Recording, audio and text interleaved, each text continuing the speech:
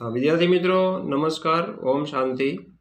हवे नीटना लेक्चर में आपणे 15मुं चेप्टर जैव विविधता अने तेनुं संरक्षण आ टॉपिक पर आगळ वधीए।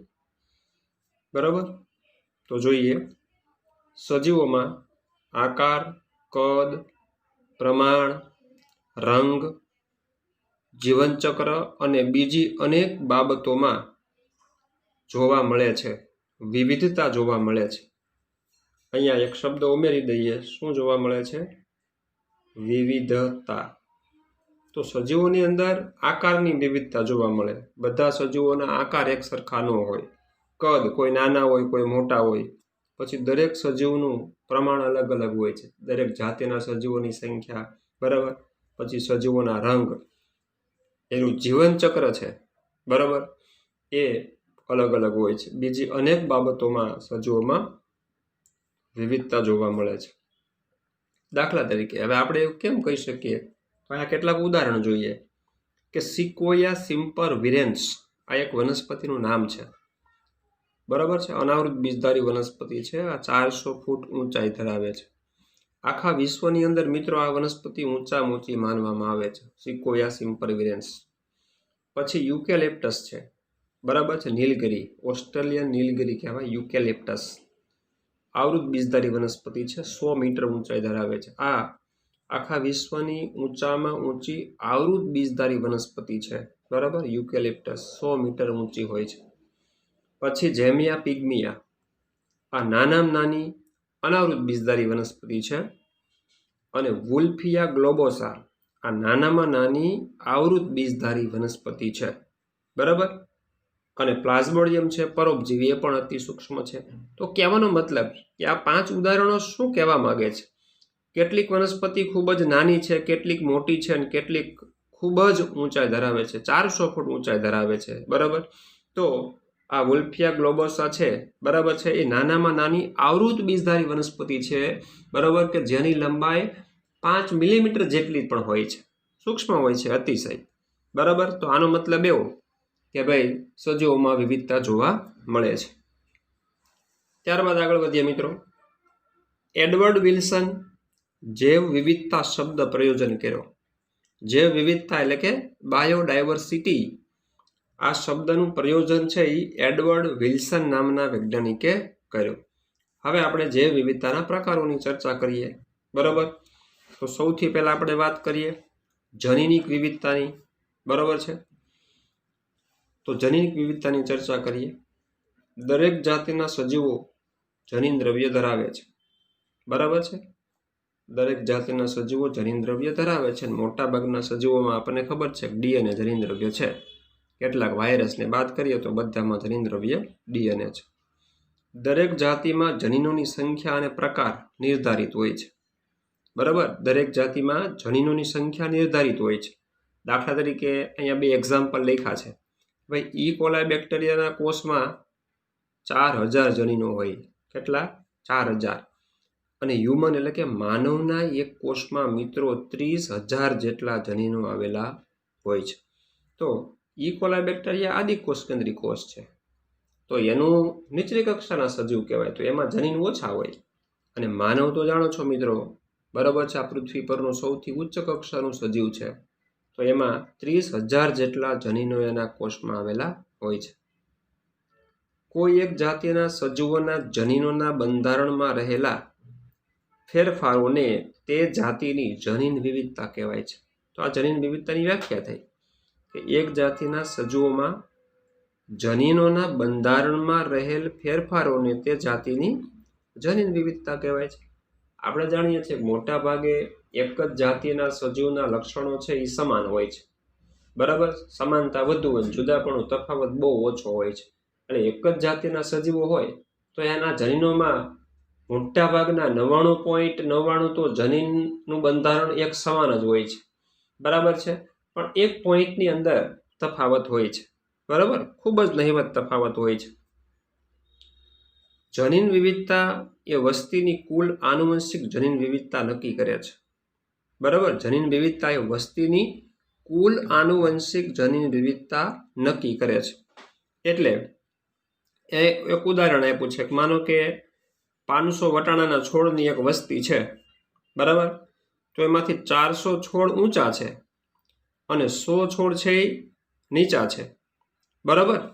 તો એક વસ્તીની આનુવંશિક જનીન વિવિધતા થઈ ને, એક જ વસ્તીમાં કેટલાક છોડ ઊંચા ધરાવે છે અને કેટલાક છોડ નીચા પણ ધરાવે છે. એમ વસ્તી એ એક જ જાતિના બધા સજીવોનું જૂથ છે, કારણ કે આપણે વસ્તીની વ્યાખ્યા શું આપીએ છીએ, બરાબર? કોઈ એક જાતિના સજીવોની સંખ્યાને તે જાતિની વસ્તી કહેવાય છે.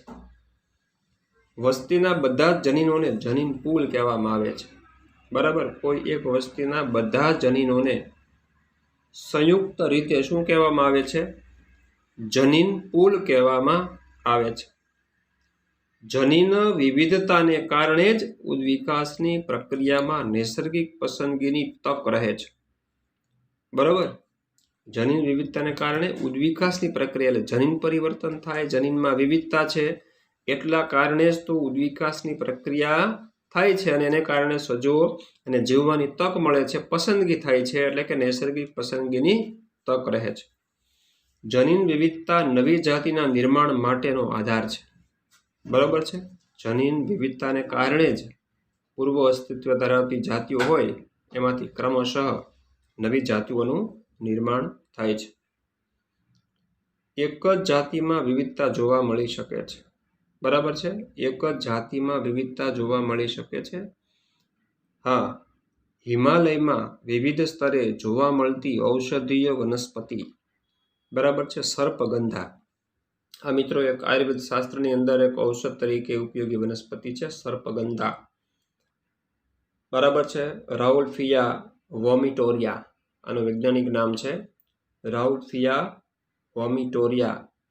એમાં જોઈ શકાય છે તો કે એક જ જાતિમાં વિવિધતા જોવા મળે છે વધુ પ્રમાણમાં.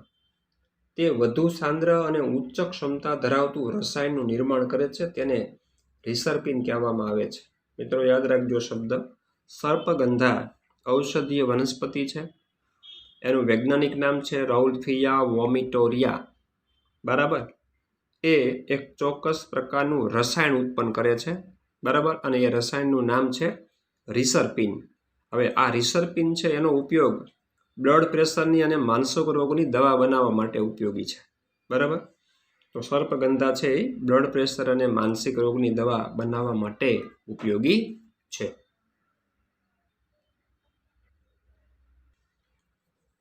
હા, હવે મિત્રો જાતિ વિવિધતાની ચર્ચા કરીએ.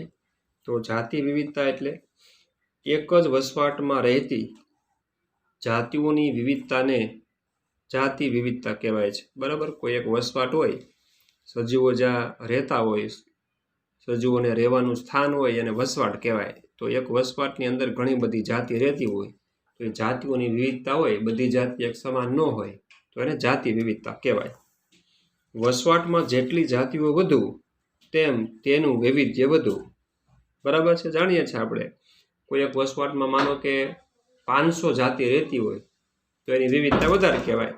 કોઈ વસવાટ નાનો હોય એમાં 50 જાતિ હોય તેનું વિવિધતા છે એ ઓછી કહેવાય, બરાબર?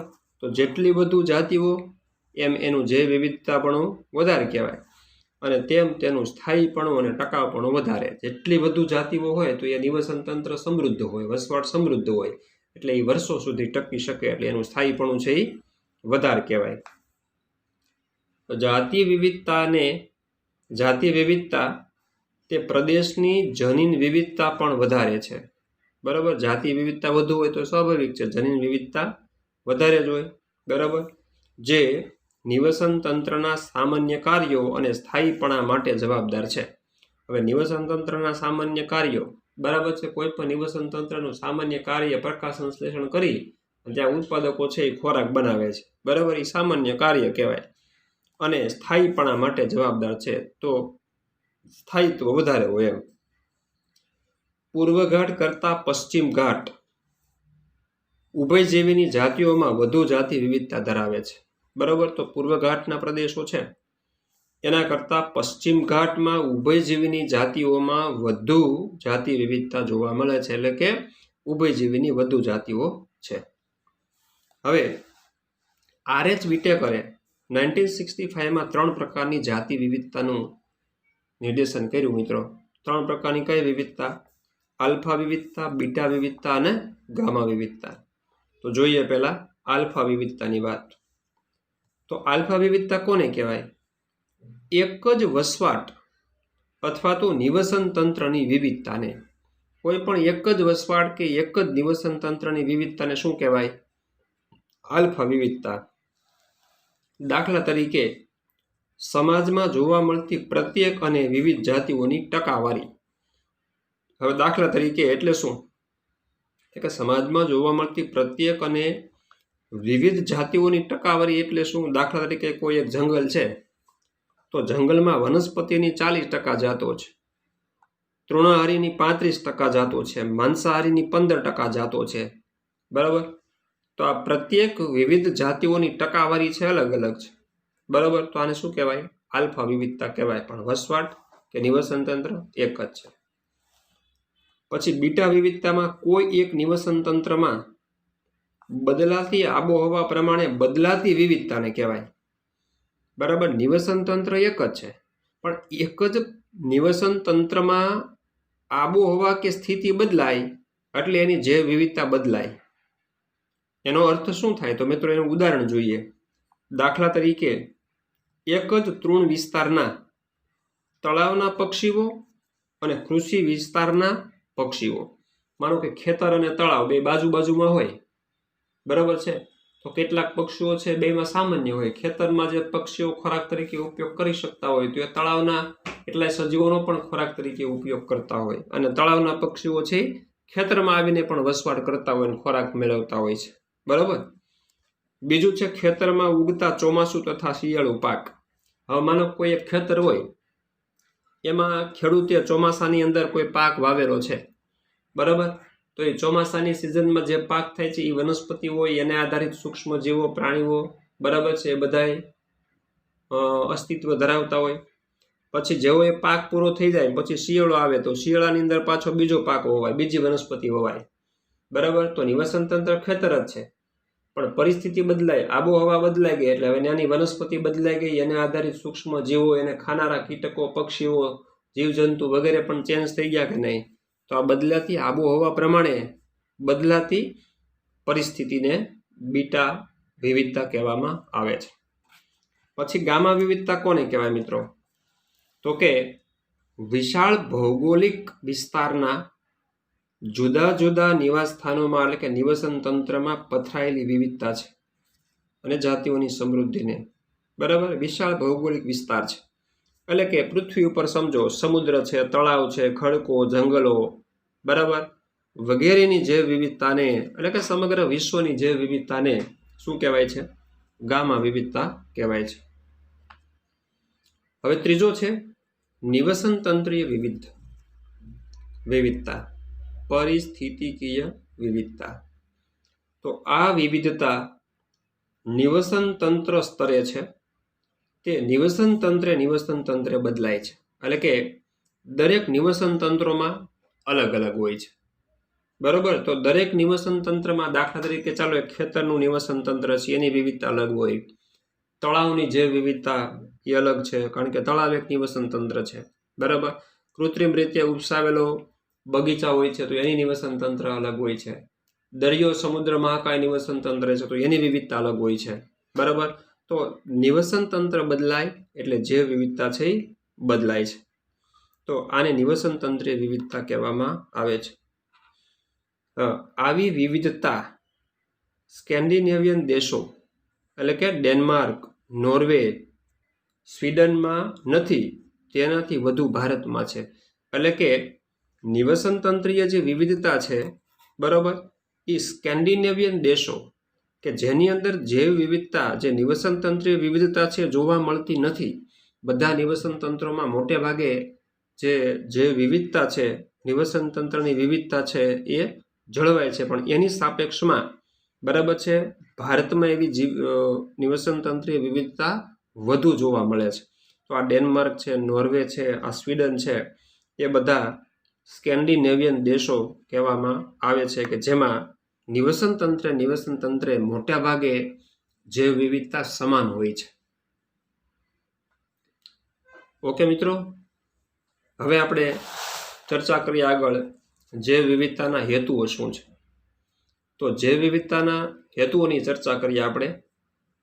તો જૈવ વિવિધતાના જ્ઞાન દ્વારા વનસ્પતિ અને પ્રાણીઓનો વર્ગીકરણીય અભ્યાસ થઈ શકે છે, એટલે કે વર્ગીકરણનો અભ્યાસ થઈ શકે છે.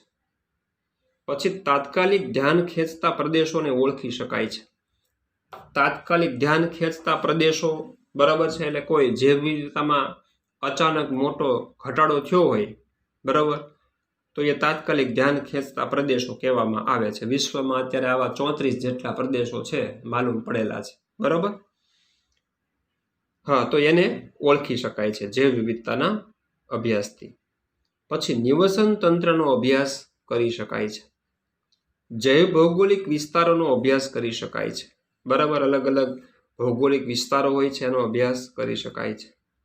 સંરક્ષણ અંગેના કાર્યક્રમની દરખાસ્ત કરી શકાય છે, બરાબર. કોઈ જૈવ વિવિધતા જ્યારે જોખમી બને છે કોઈ પણ જાતિ માટે, તો ત્યારે એમના સંરક્ષણ માટે, બરાબર છે, કાર્યક્રમોની દરખાસ્ત પણ કરી શકાય છે. સંપત્તિની ગુણવત્તા સુધારી શકાય છે અને વૈશ્વિક નીતિ વિષયક બાબતોની જાળવણી કરી શકાય છે. એટલે કે વૈશ્વિક સ્તરે નીતિ વિષયક બાબત, એટલે કે જે જાતિઓ છે, વિશ્વની જાતિ વિવિધતા, એને કોઈ પણ નુકસાન ન થાય, કોઈ પ્રાણીઓને અન્યાય ન થાય. કારણ કે દરેક જાતિ છે પૃથ્વી પર પોતાના અસ્તિત્વ માટે જ પાંગરેલી છે. એટલે દરેક જાતિને પોતાનું અસ્તિત્વ ટકાવી રાખવું, પ્રજનન કરવું, એની સંતતિને વધારવી, બરાબર છે, એ દરેક જાતિની આગવી એક વિશેષતા હોય છે. તો દરેક નિવસન તંત્રમાં આવી કેટલી જાતિઓ વસવાટ કરતી હોય છે, વનસ્પતિની કે પ્રાણી, બરાબર. તો દરેકનું વર્ચસ્વ જળવાઈ રહે, બરાબર.